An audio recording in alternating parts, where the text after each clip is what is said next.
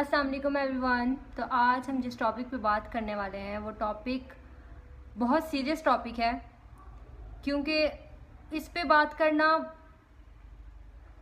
बहुत ज़रूरी है। जैसे कि सब सोशल मीडिया पे ये चीज़ें देख रहे हैं जो कि बहुत ज़्यादा आम हो गई हैं, जो जुर्म बहुत ज़्यादा आम हो गए हैं। हम उस टॉपिक पे बात करने वाले हैं आज। स्पेशली हम लोग बात करने वाले हैं आज के टॉपिक को छोटा सा नाम देते हैं। आज का टॉपिक है बेटियों के ऊपर, औरत के ऊपर, बीवी के ऊपर, एक माँ के ऊपर। बगैर टाइम वेस्ट किए करते हैं अपनी वीडियो स्टार्ट। हाँ जी, तो किधर हैं बेगैरतमंद लोग जो लोग कहते हैं कि लड़कियों के लिबास अच्छे नहीं होते, लड़कियां गंदे लिबास कैरी करती हैं, हम मर्द क्या करें बेचारे, हम तो मजबूर हैं ना, हमारी तो फितरत है ना औरतों को देखना। रिमेंबर, बेशक अल्लाह पाक ने कुरान पाक में फरमाया है कि औरत पर्दा करें, औरतों के लिए पर्दा ज़रूरी है, औरतें अपने लिबास को सही रखें। लेकिन आप हमेशा सिर्फ एक ही आयत को क्यों पढ़ते हैं? आप सिर्फ अपने मतलब की आयत क्यों पढ़ते हैं? मतलब जहाँ पे अल्लाह ताला ने ये फरमाया है कि औरत का पर्दा ज़रूरी है, वहाँ पे अल्लाह ताला ने कुछ और भी फरमाया है जो हमारे कुछ गैरतमंद, जो नाम के गैरतमंद हैं, उन मर्दों के सर में बैठती नहीं है वो बात। अल्लाह ताला ने कुरान पाक में ये भी फरमाया है कि मर्द को अपनी निगाह नीचे रखनी चाहिए। तो फिर क्यों उसकी निगाह औरत के लिबास पे जाती है? क्यों औरत को पाँव के अंगूठे से लेकर सर तक देखा जाता है? क्यों? ठीक है, आई एग्री कि औरत को पर्दा करना चाहिए, लेकिन अगर औरत इस चीज़ को फॉलो नहीं करे तो मर्द भी इस चीज़ को फॉलो नहीं करे। तो क्या मर्द गैरत के नाम पर जो बात करते हैं, औरतों को कत्ल कर रहे हैं, जो ये हमारे माशरे में ये काम बहुत ज़्यादा बढ़ गया है, अगर औरत इन्हीं कामों की वजह से मर्द को कत्ल करना शुरू कर दे गैरत के नाम पर, फिर तो मर्द नहीं बचेंगे इस दुनिया में। क्या मतलब मर्द की फितरत है कि वो औरत को देखेगा? क्या मतलब? कुरान पाक को देखें, अल्लाह ताला के फरमान को देखें। क्यों आप लोग सिर्फ आधा दीन फॉलो कर रहे हैं? मुझ समेत, मैं अपने आप को नेक नहीं कह रही, लेकिन कहने का मकसद ये है कि क्यों हम आधे कुरान को फॉलो कर रहे हैं, आधे असूलों को मान रहे हैं। सिर्फ अपने मतलब की बात के लिए हम कुरान करना शुरू कर देते हैं। खैर, अल्लाह पाक हम सबको कुरान पाक को अच्छे से पढ़ने, अच्छे से समझने और उस पर अमल करने की तौफीक अता फरमाए। एक बात है जो बिल्कुल सीधी है कि बेटी तो यार कब्र में भी महफूज नहीं है। कौन कसूरवार है उस बेटी का? उस बेटी का क्या कसूर है कि जो मर गई है उसको कब्र में भी नहीं बख्श रहे लोग? क्या उन माँ बाप का कसूर है कि जिन्होंने उसको वहां पे दफनाया? बस इससे ज्यादा शर्मनाक और शर्म दिलाने वाली बात और क्या ही हो सकती है। रिसेंट में ये केस बहुत ज़्यादा बढ़ते जा रहे हैं, जैसे कि आप सब लोग जानते हैं। पहले सना यूसुफ, उसके अलावा हुमैरा असगर, और उसके अलावा ये जो साना बलोचिस्तान रिसेंट हुआ है। शर्म आनी चाहिए। हमारे सामने ऐसे ऐसे वाक़यात आ रहे हैं कि हमें तो शर्म से मर जाना चाहिए। मुझे समझ नहीं आती, जब इस तरह की कोई न्यूज़ हमें सुनने को मिलती है तो हर इंसान की गैरत जाग जाती है। हर इंसान इस चीज़ पे बोलता है कि नहीं यार जुल्म हुआ है, नहीं यार जुल्म हुआ है। फिर वो लोग कहाँ हैं? वो लोग कहाँ हैं? तब कहाँ चले जाते हैं जो लोग हैं ही उस कैटेगरी में आते हैं कि गैरत के नाम पर कुछ ना सूझा तो कत्ल कर दिया। सना बलोचिस्तान, जहाँ पे एक लड़की को कत्ल कर दिया जाता है और साथ में उसके शोहर को भी कत्ल कर दिया जाता है। कसूर क्या है? कसूर है कि उसने निकाह कर लिया।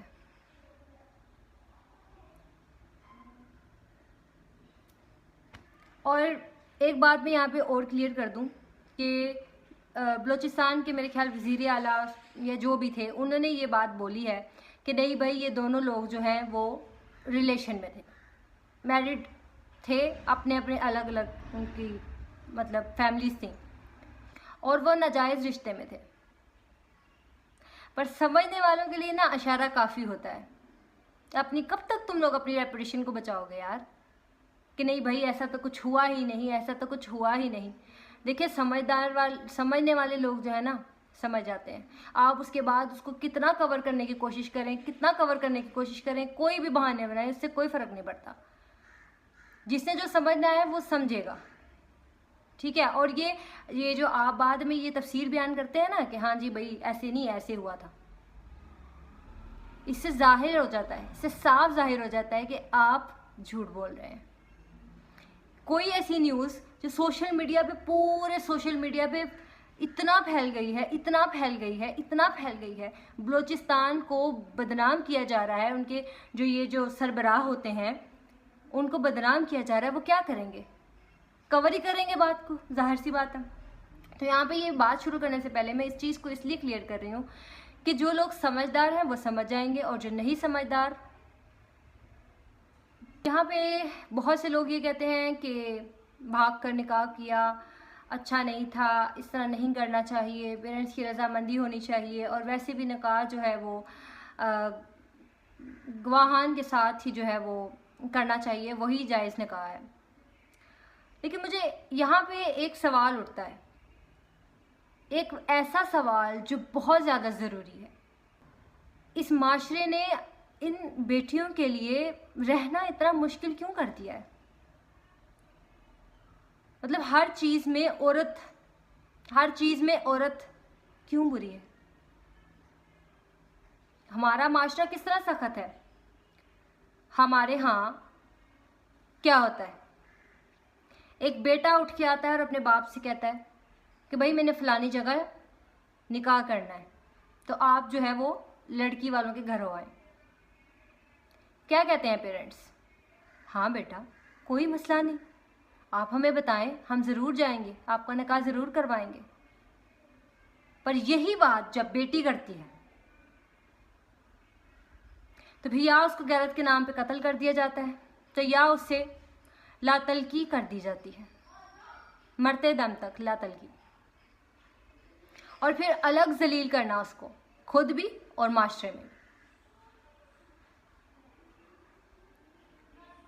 क्यों एक बेटी का राइट नहीं है? कुरान पाक क्या कह रहा है कि अपनी पसंद से निकाह जायज़ करार दिया गया है।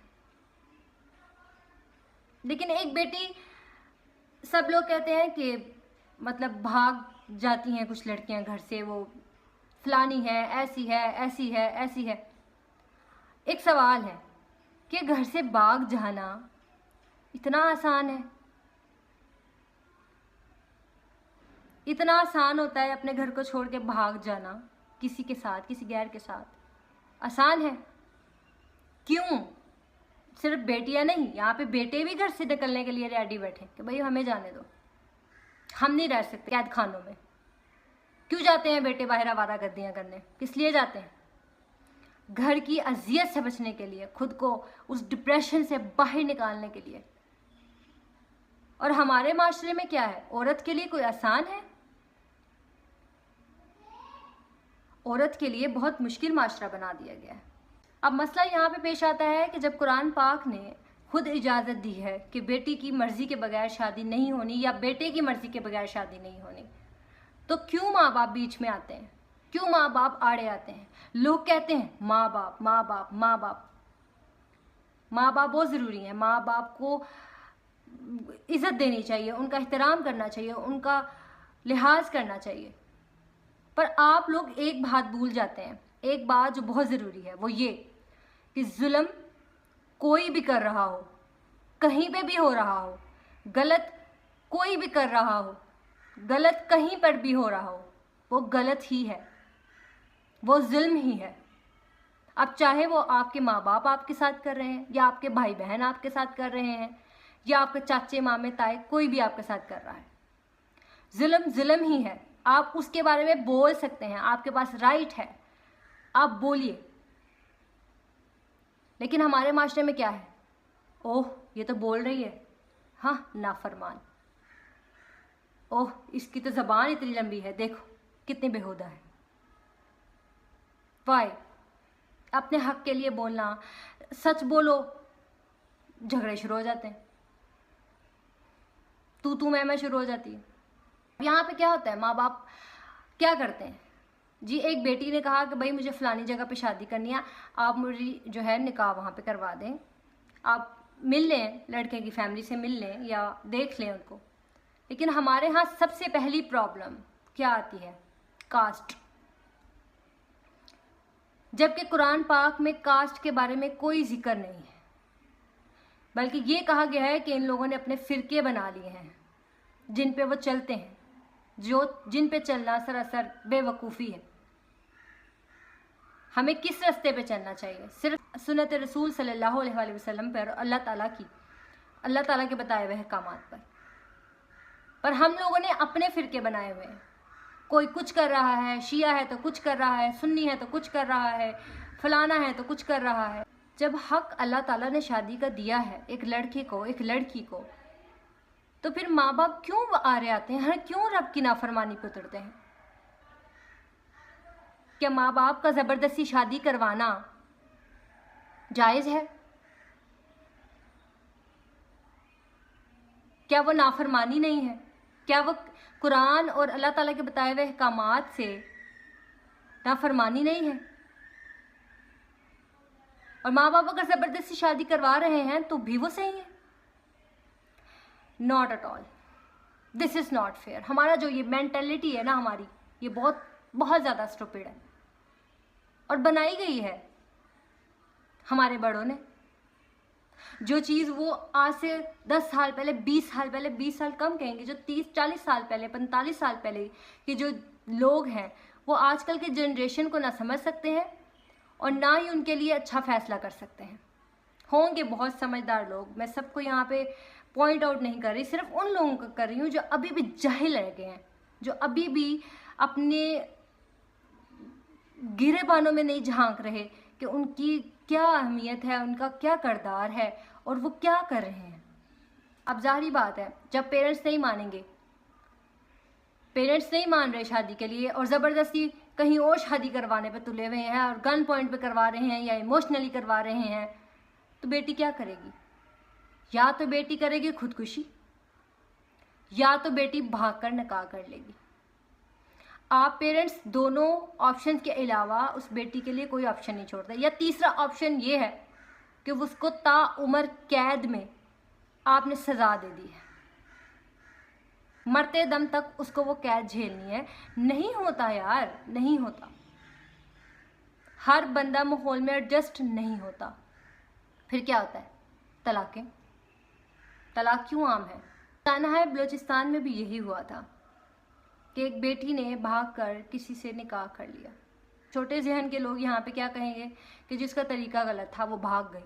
माँ बाप का सर झुक जाता है। तो माँ बाप ऐसी नौबत क्यों आने देते हैं?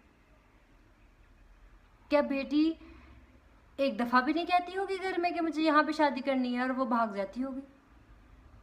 इतना आसान है अपना घर बार छोड़कर, अपने माँ बाप छोड़कर चले जाना।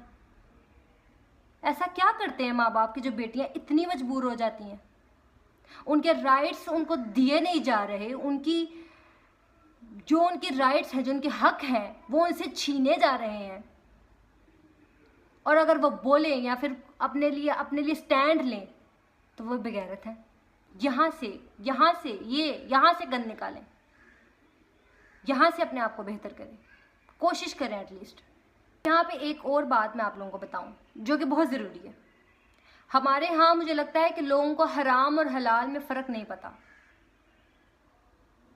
निकाह हलाल है, खुदकुशी हराम है।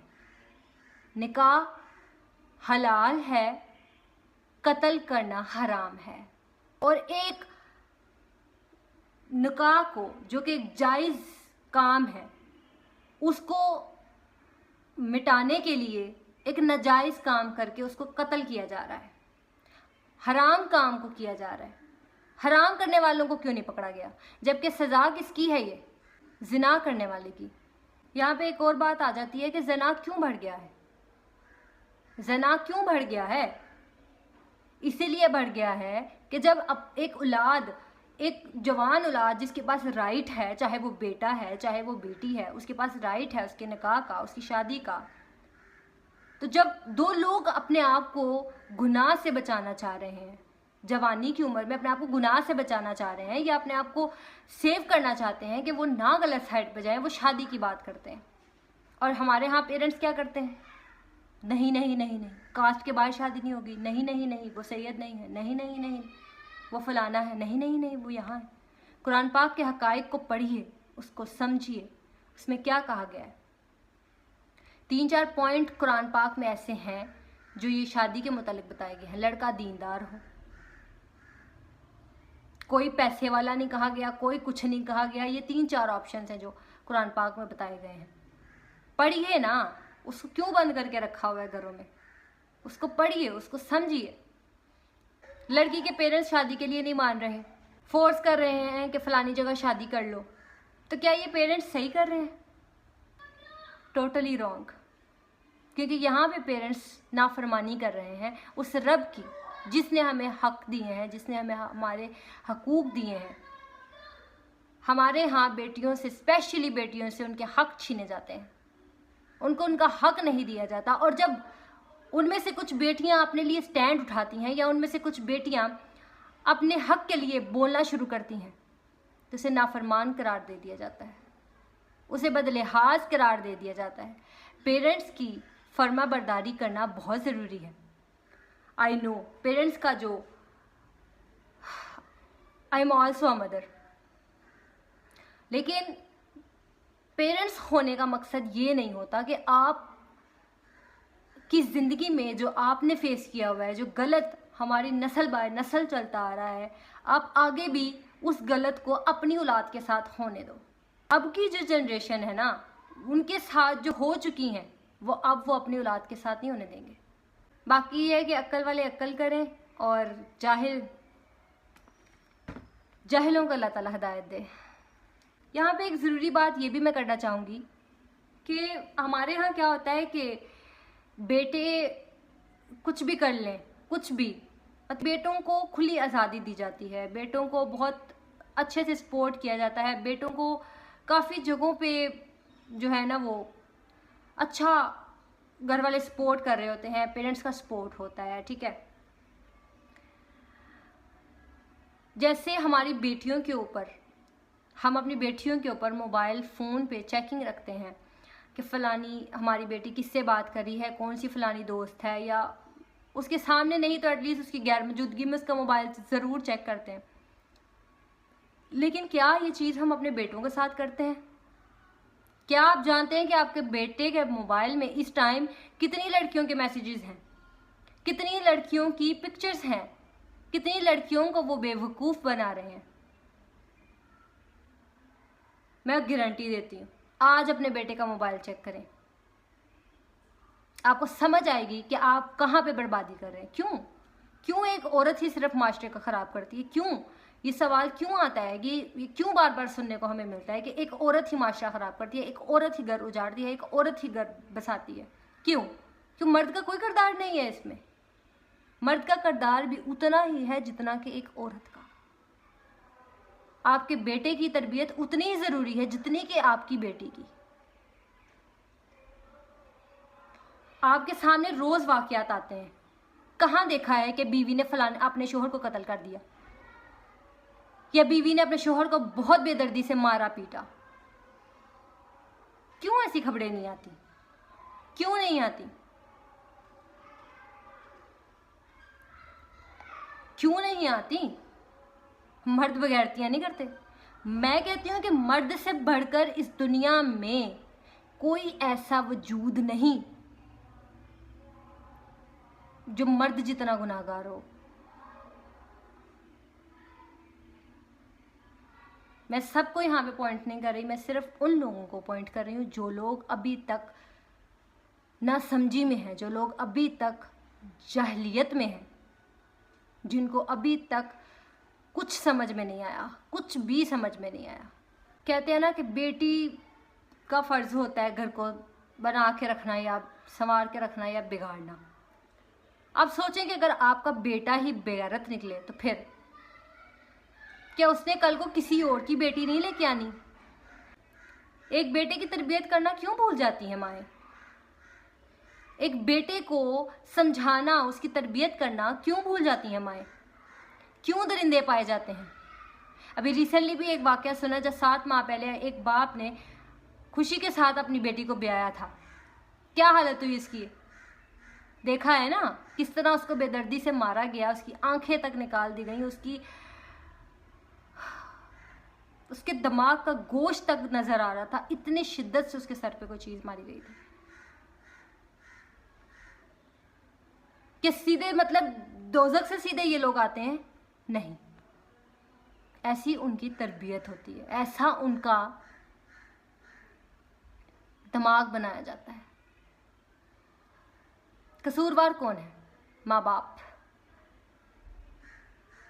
जिन्होंने अच्छी तरबियत नहीं की, जिन्होंने अपनी पीछे वाली नस्ल को देखकर खुद भी उसी पे चले और आगे वाली जनरेशन को भी उसी पे चला रहे हैं। तो बेटा ही खराब था ना।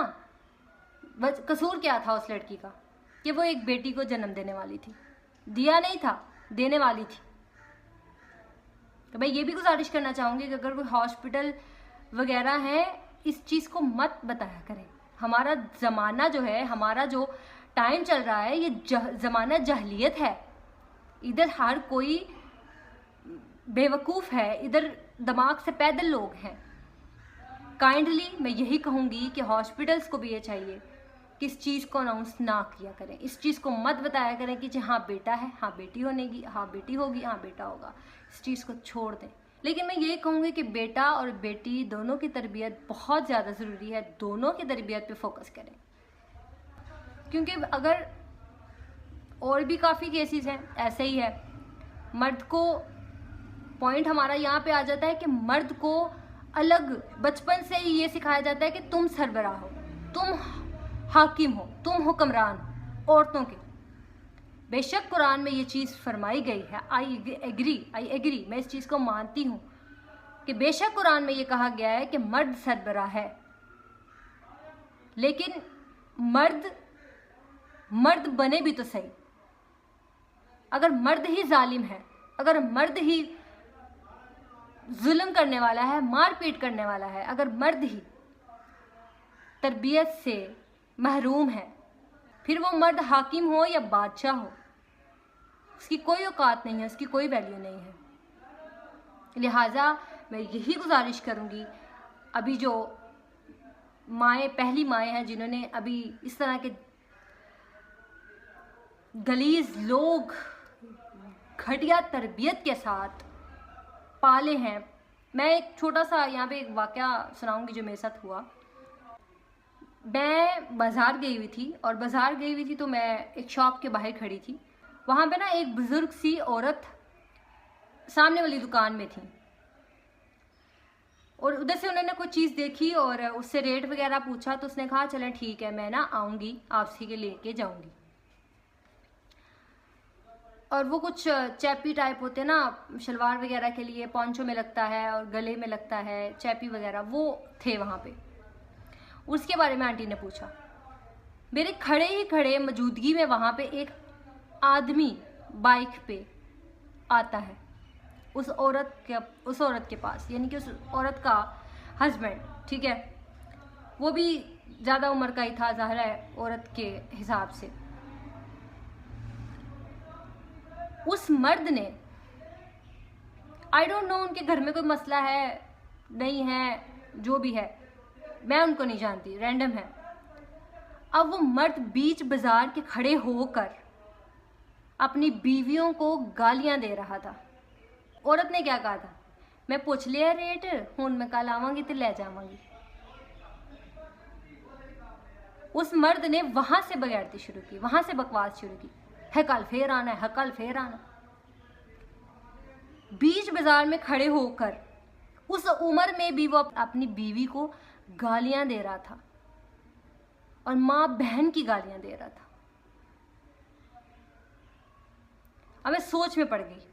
मैंने सोचा यार कि उस औरत को अभी इस उम्र में भी गालियां इस तरह उसका शोहर दे रहा है, तो उसने अपनी जवानी, अपनी सारी उम्र किस तरह काटी है उस जाहिल मर्द के साथ, जिसको इतना सा भी लिहाज नहीं है। औरत कह रही है, उसकी बीवी से कह रही है कि घर जाके बात करेंगे, घर जाके गल करांगे, इत्थे ना तमाशा लाओ, लोग वेख रहे ने। दुकान से आदमी निकल के उनको देख रहे थे कि इनको हुआ क्या है, और वो मुसलसल गालियां दे रहा था औरत को, माँ बहन की। सोचने वाली तो बात यह है कि उसने अपनी सारी जिंदगी काटी कैसे, गुजारी कैसे, ऐसे मर्द के साथ कैसे गुजारी।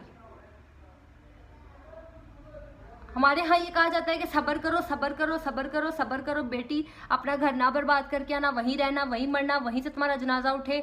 ये जो चीज़ औरत के माइंड में बचपन से डाली गई है, ये बर्बादी है।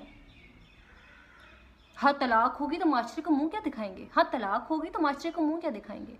अब मुंह दिखा लें आप, जब बेटी की लाश उठेगी, जब उसको कत्ल बेदर्दी से कर दिया जाएगा, तब आप लोगों को क्या होगा, क्या चाहेगा आप लोगों का, आपको क्या मिला या क्या खोया। आपकी तो ये रजामंदी थी ना कि बेटी उसका जनाजा वहीं से उठे, अब वो कत्ल होके आ रही है, क्या फर्क पड़ता है। ये जो सब्र करना, सब्र करना, सब्र को गलत नाम दे दिया गया है। सब्र ये नहीं होता, सब्र ये नहीं है कि हाँ कोई आप पे जुल्म कर रहा है तो हाँ सब्र करो, हाँ सब्र करो, हाँ सब्र करो। सब्र और कॉम्प्रोमाइज जो है ना, सब्र की डेफिनेशन है वो गलत बना दी गई है। सब्र ये नहीं होता कि कोई आपके साथ जुल्म कर रहा है, आपको जी फॉर एग्जाम्पल एक मर्द है जी भाई, थप्पड़ मारा अपने बीवी को, हाँ बीवी सब्र करे, हाँ कोई बात, हाँ इट्स ओके, चल अगली बार सुधर जाएगा। अगली दफ़ा वो 2 थप्पड़ मारे, हाँ ठीक है कोई बात नहीं, सब्र कर लेंगे। तीसरी दफ़ा वो 3 थप्पड़ मारे, इसको सब्र नहीं कहते। एक लिमिट में सब्र करो, लेकिन जुल्म के खिलाफ बोलना और जुल्म को जुल्म कहना बहुत ज़रूरी है। आपको एक थप्पड़ पड़ा है, आप उसके बारे में एक्शन लें।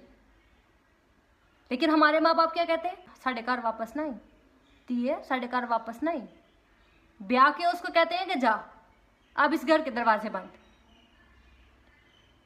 और फिर वो उसी मजबूरी में वहीं पर रहकर जलील होती है, और फिर कत्ल होती है बेदर्दी से, और फिर दफना दी जाती है। खुदारा मेरी पेरेंट्स से रिक्वेस्ट है, अल्लाह का वास्ता दे रही हूँ, कुछ समझे, कुछ चीज़ों को समझे। अल्लाह पाक आप लोगों को हदायत दे, अल्लाह पाक सबको हदायत दे कि ये जो चीज़ हमारे माशरे में इतनी ज़्यादा हो गई है, इन बाद में हुकूमतों को रोने का कोई फ़ायदा नहीं। एहतियात अपनी करें, समझदारी अपनी लगाएं। हर इंसान बाशऊर है, बाअक्लमंद है। अल्लाह ताला ने अशरफुल मखलूकात बनाया है इंसान को। क्यों इस तरह की जाहिल हरकतें करते हैं, क्यों इस तरह के जाहिल माशरे को मज़ीद जाहिलों की तरफ, जहालत की तरफ लेके जा रहे हैं। मैं अभी इस टाइम खुद एक बच्ची हूँ, आई एम जस्ट 24, बट मैं जब चीज़ों को देखती हूँ, माहौल को देखती हूँ, लोगों को देखती हूँ, तो मेरे रोंगटे खड़े होते हैं। मैं कहती हूँ शौर कहाँ चला गया है, क्यों लोग इतने जाहिल हो गए हैं, क्यों। जो भी है, सबसे बड़ा यही मसला है कि आपके पेरेंट्स, माँ बाप देख रहे हैं। मैं यही कहूँगी कि यार आप लोग गलत कर रहे हैं, आप लोग जुल्म कर रहे हैं, आप लोग बहुत गलत माशरा बना के बैठ गए हैं कि बेटी को तलाक हो गई, बेटी को तलाक हो गई तो कहाँ मुंह दिखाएंगे, कहाँ मुंह दिखाएंगे। 2 हाथ हैं मेरे, उसको बेदर्दियों से मरते हुए हमसे नहीं देखा जाता। मुझे नहीं पता आप लोग कैसे माँ बाप हैं कि जो अपनी बेटियों को इस तरह की हालत में देख सकते हैं। मुझे नहीं समझ में आता, क्योंकि हमसे तो नहीं देखी जाती भाई, हमसे वो ना देखी जाती है ना हमसे भूलती हैं। बहरहाल इस टॉपिक पे बहुत सारी बातें हैं, और मुझे इस टॉपिक पे बात करना भी अच्छा लगता है, क्योंकि ये एक ऐसा टॉपिक है ना जिसपे मैं कहती हूँ कि मैं बहुत ज़्यादा इमोशनल भी हो जाती हूँ, और मुझे दुख होता है कि बेटियों के साथ ना जुल्म क्यों। मतलब बेटियाँ बेटियां बहुत प्यारी होती हैं यार, बेटियां बोझ नहीं होती, बेटियों को नहीं उतारते सिर्फ गले से, मतलब